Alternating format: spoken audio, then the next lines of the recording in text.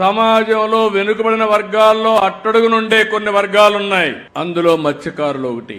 మీరెప్పుడు సముద్రాన్నే నమ్ముకున్నారు. తెల్లవారుతో పోయి అర్ధరాత్రి పోయి మళ్లీ తిరిగి రావాలంటే ఆడబిడ్డలు తిరిగి వచ్చే వరకు ఎక్కడికక్కడ గందరగోళంగా భయాందోళనలో ఉంటారు. అలాంటి జీవితం మీది.